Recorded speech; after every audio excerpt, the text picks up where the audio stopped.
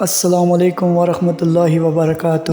امید کرتا ہوں سب خیر خیریت سے ہوں گے اللہ کے فضل و کرم سے۔ سبسکرائب کریں امر ربی اسلامک 313 چینل کو، لائک کمنٹ اور شیئر کرنا مت بھولیے۔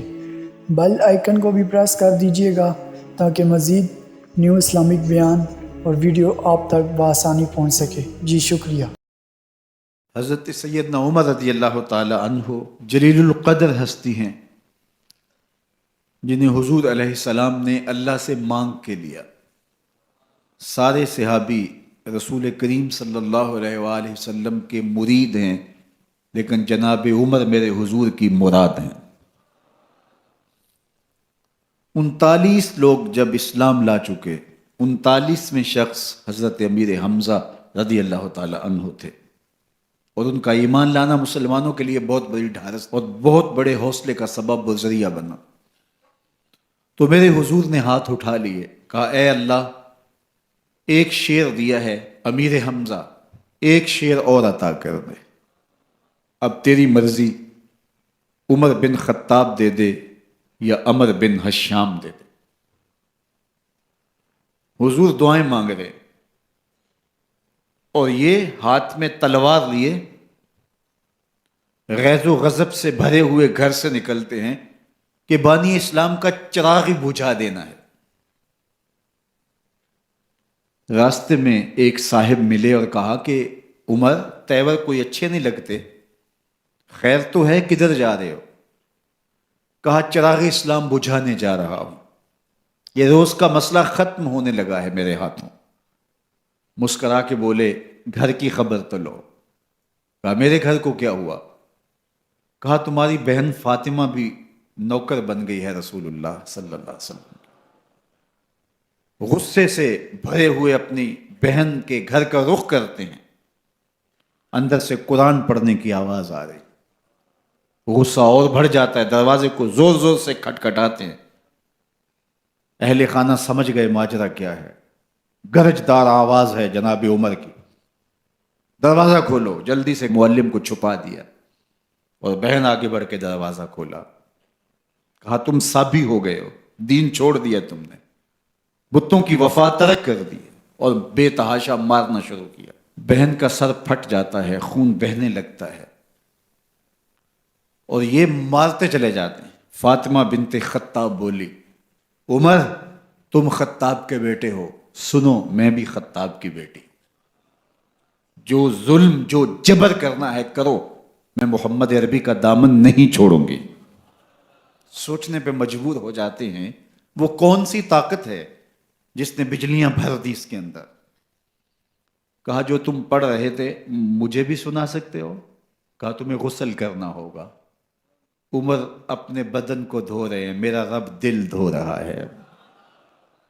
اتنے میں معلم بھی قرآن لے کر آ جاتے ہیں اور قرآن کی تلاوت ہونے لگتی ہے۔ طٰہٰ ما انزلنا علیک القرآن لتشقی، 14ویں رات کے محبوب چاند، ہم نے قرآن اس لیے نازل تو نہیں کیا تھا کہ تم مشقت میں پڑ جاؤ۔ بے تاب ہو گئے، کہا عمر کی عمر برباد ہو گئی، مجھے لے چلو حضور کی چوکھٹ پہ، تلوار حمائل کی ہے، بہنوئی ساتھ ہیں،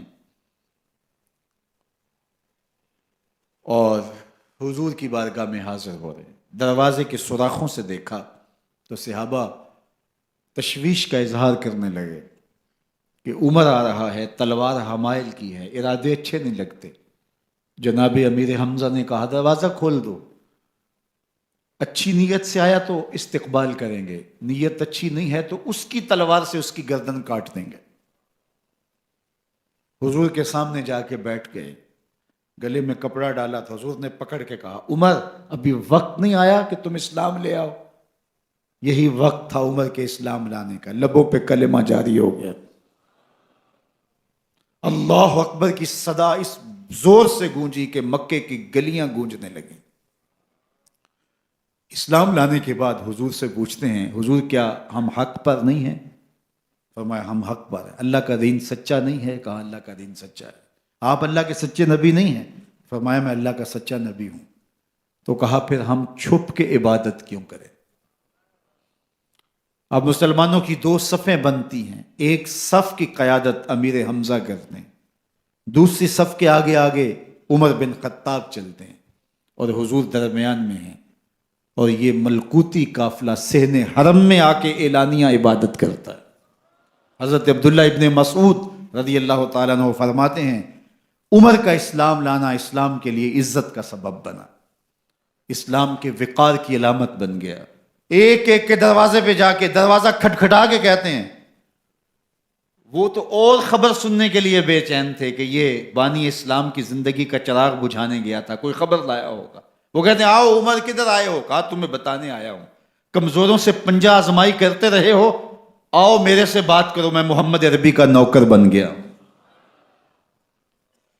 اللہ اکبر۔ میرے حضور نے فرمایا جب اچھے لوگوں کا ذکر کرو تو میرے عمر کا ذکر بھی کیا کرو۔ میرے عمر کی زبان پر حق بولتا ہے، سچ بولتا ہے۔ ان الشیطان یفر من ظل عمر، عمر کے سائے کو دیکھ کے شیطان بھاگتا ہے۔ اللہ اکبر۔ اسلام لائے تو زندگی کی ایک ایک سانس اسلام کے لیے وقف کر دی، حضور کا پہرا دیا، حضور کی ناموس کا پہرا دیا، حضور کی شریعت کا پہرا دیا۔ اسلامی فتوحات پھیلیں تو پھیلتی ہی چلی گئیں، کبھی مصر فتح ہو رہا ہے، کبھی ایران فتح ہو رہا ہے، آرمینیا تک مسلمانوں کی افواج پہنچتی ہیں۔ 22 لاکھ مربع میل پر حضرت عمر رضی اللہ تعالیٰ عنہ کی سلطنت پھیل جاتی ہے۔ عدل و انصاف کا دورہ ہوتا ہے۔ زمانے نے دیکھا کہ غیر مسلم بھی عدالت میں کھڑا ہے تو اسے خوف نہیں ہوتا تھا کہ میرے سے ناانصافی ہوگی، اس لیے کہ حکومت عمر کی چل رہی ہے۔ وہ بھی مطمئن ہوتا تھا کہ میرے ساتھ انصاف ہو۔ انسان کو دکھ بھی آتے ہیں، بیماریاں بھی آتی ہیں، اپنوں بیگانوں کی طرف سے اس کو تلخیوں کا بھی سامنا کرنا پڑتا ہے، تو اس موقع پر آپ کی زبان کوئی ایسا جملہ نہ کہے جو اللہ کی ناراضگی کا سبب ہو۔ غم تو پہنچتا ہے اور غم سے انسان متاثر بھی ہوتا ہے، یہ تو نہیں ہے کہ ایک تکلیف پہنچے۔ غالب نے کہا تھا روئیں گے ہم 1000 بار کوئی ہمیں ستائے کیوں، تو جب سینے میں دل ہے تو کوئی دکھ دے گا تو دکھی ہوگا، دل بے چین ہوگا۔ تو فرمایا کہ جب تکلیف پہنچے تو مدد کس سے طلب کرو؟ صبر سے، کہ اللہ مجھے توفیق صبر دے۔ روایت ہے کہ سلمان رضی اللہ تعالی عنہ حاضر ہوئے اور ان کے چہرے کے اوپر کوئی ایسے آثار تھے کہ جس طرح بہت بڑی پریشانی ہو، تو ان کو کہا کہ تمہارا جو دکھ ہے وہ اس کو کہو جو دکھ کا مداوع کر سکتا ہے، غم اسے کہو جو غم خار ہو، جو غم خار ہی نہ ہو اسے غم کہنے کا فائدہ۔ بعض کا لوگ خام خواہ بے چین ہوتے کہ میرے کو پوچھے تمہیں کیا ہے، چہرے کے اوپر جو ہے وہ خشونت سجائے، چہرے کے اوپر جو ہے وہ اداسی سجائے۔ آپ کو صدمہ پہنچے تو بعض کا ٹھیک ہے، انسان بے بس ہو جاتا ہے، اس کے چہرے بشرے سے اس کا ظہور بھی ہوتا ہے، لیکن کچھ ایسی چیزیں جو چھپائی جا سکتی ہیں اس کو چھپائیں۔ ہنس کے پی جا تلخی ایام کو ناصر، غم کے سہنے میں بھی قدرت نے مزہ رکھا ہے، غم برداشت کریں، اندر اتارنے اس کو، اس کا اجر رکھا گیا ہے، اس کا صلہ بتایا گیا ہے۔ تو ہر چھوٹی چھوٹی بات کو لوگوں سے شیئر کرنا یہ نہیں ٹھیک ہے، کبھی آپ کوئی ایسی بات ہو آپ کر بھی سکتے ہیں، لیکن ہر وقت جو ہے وہ اکتائے ہوئے رہنا اور میں پریشان ہوں، میں پریشان ہوں، میں دکھی ہوں، میں دکھی ہوں، تو کیا وہ دکھ ختم ہو جائے گا؟ لوگ مہندی سجائیں گے تیرے لہو سے، لوگ مہندی سجائیں گے تیرے لہو سے، زخم دل کے نہ دکھاؤ کسی کو۔ لوگ تو اس سے طرح مذاق بھی اڑائیں گے، اور جب تم ہنستے ہو تو زمانہ تمہارے ساتھ ہنستا ہے، اور جب تم روتے ہو تو زمانہ تمہارے ساتھ نہیں روتا۔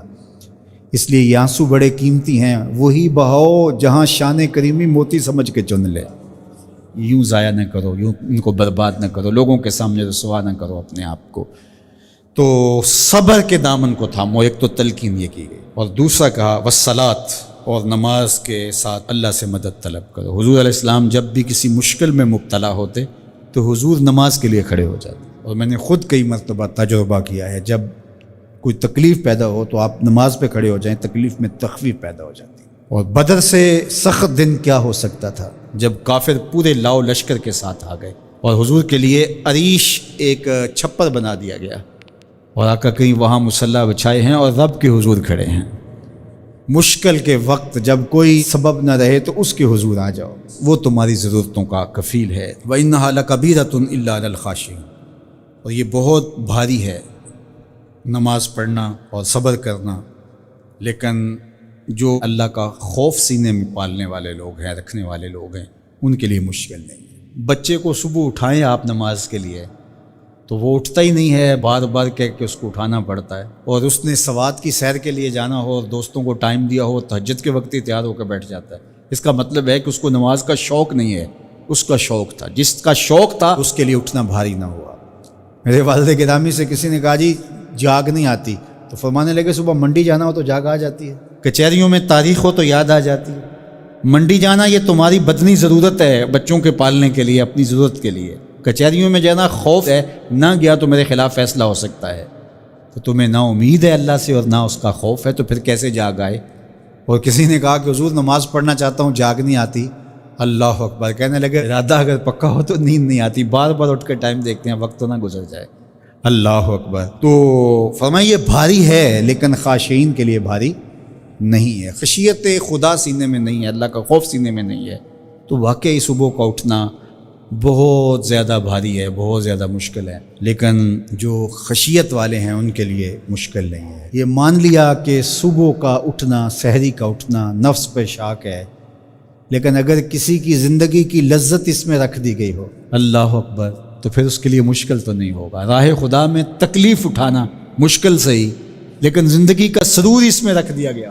وہ مزہ دیا تڑپ نے، میری آرزو ہے یا رب، میرے دونوں پہلوؤں میں دل بے قرار ہو۔